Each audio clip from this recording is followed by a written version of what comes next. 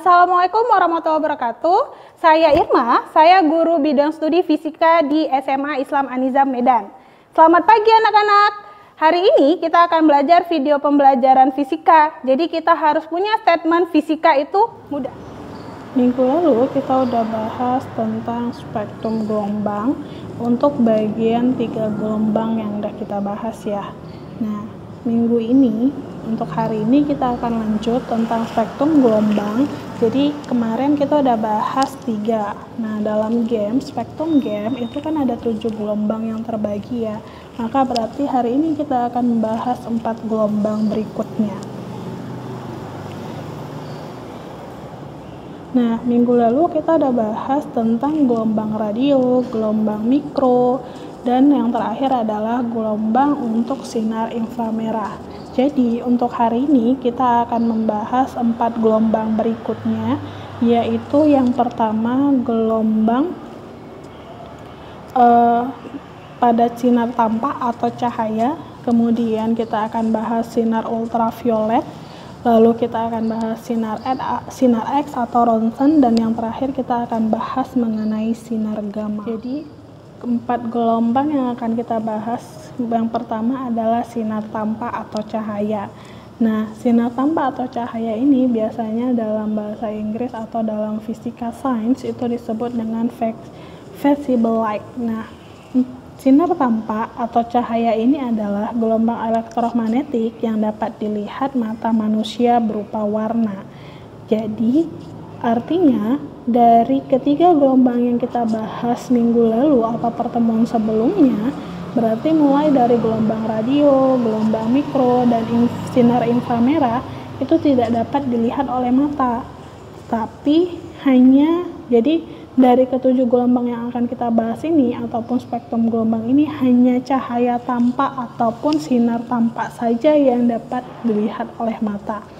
Nah, bentuk cahaya ini hanya dapat dilihat dengan berupa bentuk warnanya.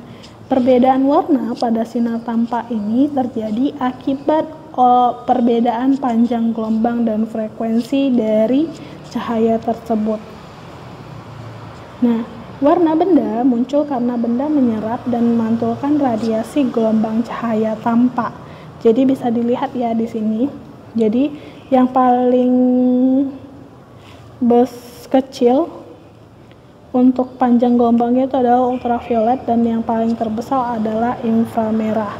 Nah, jadi mulai dari merah sampai ungu itulah yang disebut dengan sinar tampak. Makanya sinar tampak itu sering disingkat dengan Meiji Kuhibiniu.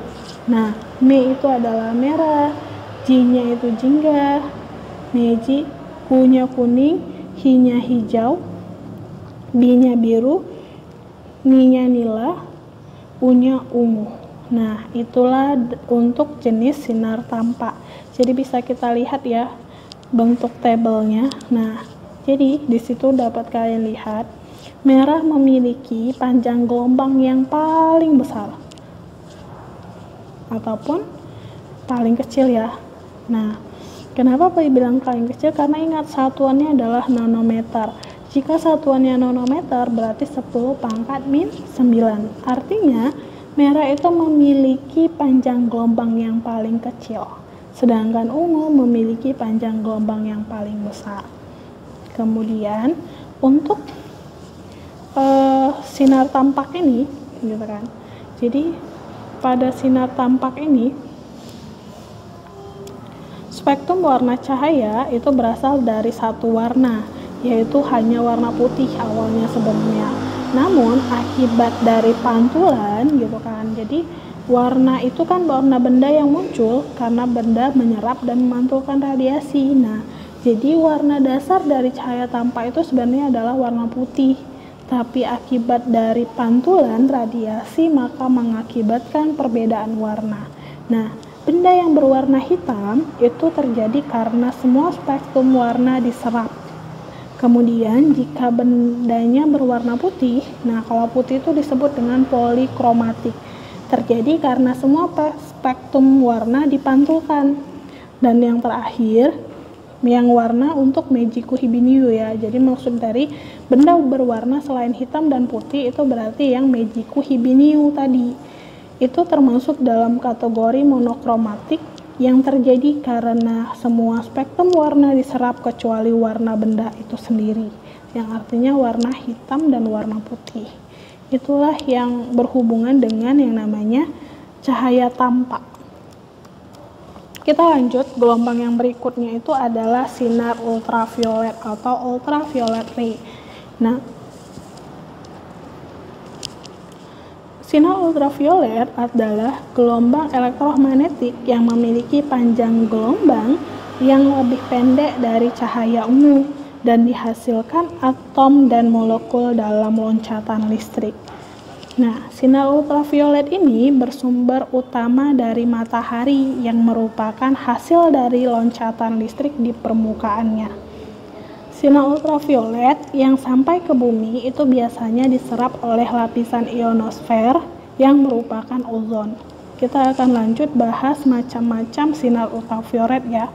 Nah, sinar ultraviolet yang pertama adalah sinar UVA. Nah, biasanya kita sering dengar ya sinar UVA. Jadi, sinar UVA ini merupakan sinar ultraviolet yang paling panjang ataupun yang warna cahayanya hitam. Jadi, kategori ataupun karakteristik dari sinar UVA ini adalah panjang gelombangnya itu dari 315 sampai 400 nanometer. Kemudian, dia dapat menembus sampai lapisan dermis kulit kita. Itulah yang sering dibilang kenapa kok kita diterang itu kita keluar sedikit aja mengakibatkan kalau kita terpapar matahari maka kulit kita menjadi hitam karena dia panasnya itu menembus sampai lapisan dermis kulit kita.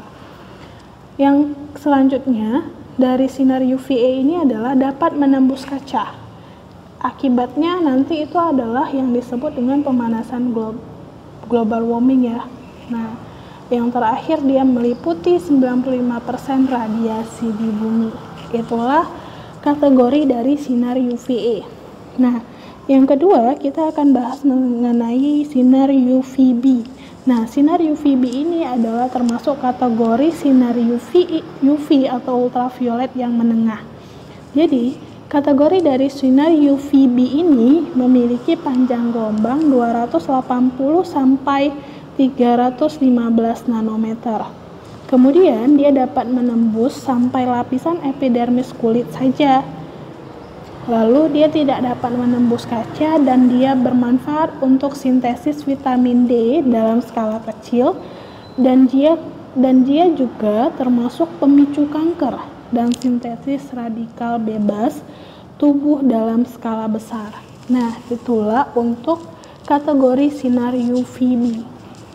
Kita akan lanjut untuk sinar UVC ataupun yang pendek. Nah, dalam sinar UVC ini dia memiliki kategorinya dia memiliki panjang gelombang yang dia 100 sampai 280 nanometer.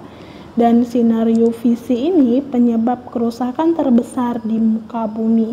Jadi, itulah macam-macam dari sinar ultraviolet mulai dari UVA, UVB dan UVC. Dari ketiga macam sinar ultraviolet ini biasanya yang sering kita dengar itu adalah UVA. Nah, lanjut kita akan bahas apa sih manfaat dari ultraviolet. Jadi, manfaat dari ultraviolet yang pertama adalah cahaya matahari. Nah, contoh dari sinar ultraviolet itu adalah cahaya matahari yang sering kita bahas atau kita dengar mengenai yang namanya UVA. Kemudian, manfaat yang kedua ataupun contoh dari sinar ultraviolet yang kedua adalah sterilisasi produk industri. Nah, sterilisasi ini biasanya produk yang membuat kita tuh bersih gitu loh, kayak yang biasanya sering disterilkan. Nah, itulah dia. Kalau kita masuk ke dalam industri pembuatan bahan makanan ataupun obat-obatan, biasanya tuh kan sering tuh kayak kita masuk ke dalam alat yang dibilang itu sterilisasi. Jadi kita kayak seperti disemprot gitu. Nah, yang ketiga adalah contoh penggunaan dari sinar ultraviolet itu adalah pencitraan medis. Nah, ingat pencitraan medis itu berarti maknanya kita mengetahui atau dikembangkan dalam dunia medis. Yang keempat adalah sebagai alat pengecek uang palsu. Lalu yang kelima alat barcode reader. Biasanya alat barcode reader ini biasanya kalau kalian melihat ke minimarket nih atau swalayan. Nah, kasirnya tuh biasanya tidak mengetik lagi sih berapa harga nominal. Biasanya dia hanya mendekatkan barcode. Nah, di setiap makan tuh kan ada barcode garis-garis. Nah, itulah dia kemudian didekatkan kepada sebuah alat. Nah, alat itulah yang disebut dengan barcode reader. Dan yang terakhir, alat yang digunakan dalam ultraviolet, sinar ultraviolet ini adalah lampu LED. Jadi lampu LED ini menggunakan yang namanya sinar ultraviolet. Dan yang terakhir, kegunaan dari sinar ultraviolet ini adalah sebagai laser. Itulah penjelasan dan pemaparan yang kita bahas mengenai sinar ultraviolet. Kita lanjut untuk ke gelombang yang ke-6 ya, berarti. Nah, gelombang yang ke-6 itu adalah sinar X atau X-ray atau sering kita sebut dengan ronsen. Nah, ronsen itu adalah gelombang elektromagnetik yang dihasilkan dari tumbukan elektron berkecepatan tinggi pada sebuah logam.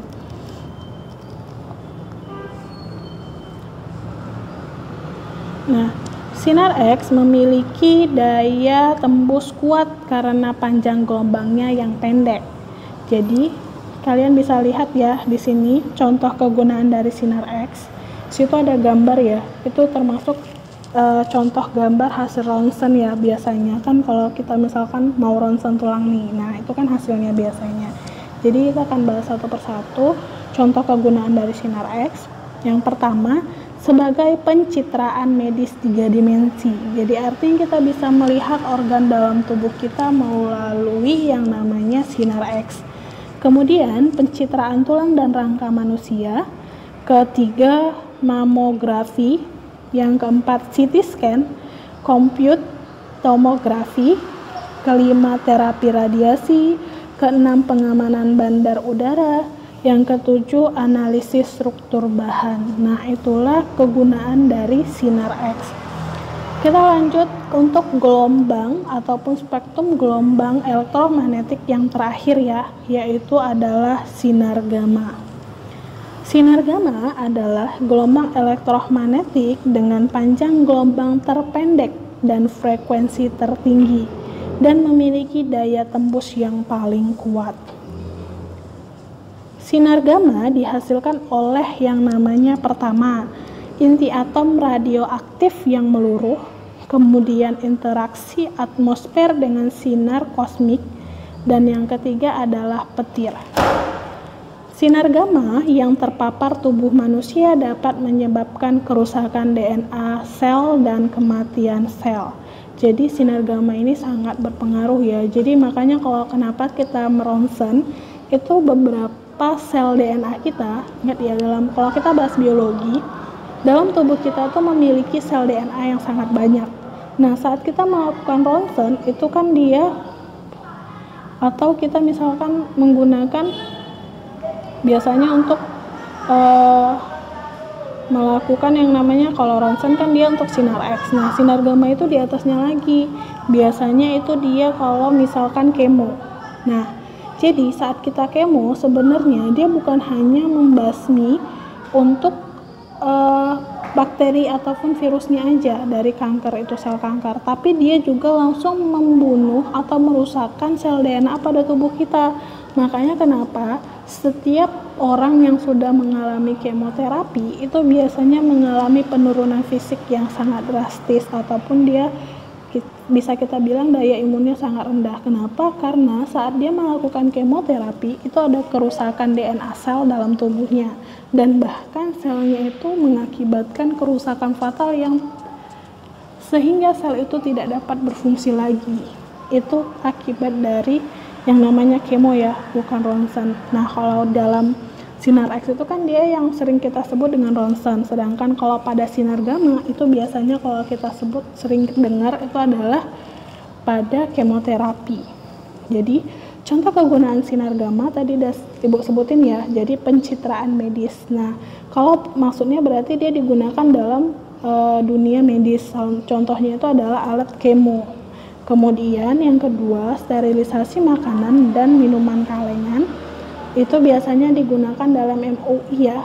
Nah, jadi pemeriksaan bakteri pada makanan dalam lab MUI itu biasanya menggunakan yang namanya sterilisasi makanan ya dan minuman. Ketiga adalah pembunuh sel kanker. Nah, pembunuh sel kanker inilah yang kita gunakan yang sering disebut dengan beberapa gelombang yang termasuk ke dalam spektrum gelombang elektromagnetik, yang dimana 3 gelombang sudah kita bahas di pertemuan sebelumnya, yaitu mulai dari gelombang radio, gelombang mikro dan inframerah. Kemudian hari ini kita sudah bahas 4 gelombang berikutnya, yaitu mulai dari cahaya tampak, sinar ultraviolet, sinar X, dan sinar gamma. Jadi harus kalian ingat ya, spektrum gelombang elektromagnetik itu jadi bisa kalian ingat dengan inisial Garusimor. Nah, di mana Ga itu adalah gamma, R itu adalah ronsen atau sinar X, U adalah ultraviolet, C cahaya tampak yang terdiri dari sinar Meiji Kuhibiniu, kemudian I adalah inframerah, Mo adalah gelombang mikro, dan R adalah gelombang radio. Itulah pembahasan kita mengenai spektrum gelombang elektromagnetik. Sekian video pembelajaran kita hari ini. Sampai jumpa di video pembelajaran kita berikutnya. Jangan lupa like, comment, and share. Dan SMA Islam An Nizam, unggul, cerdas, islami. Assalamualaikum warahmatullahi wabarakatuh.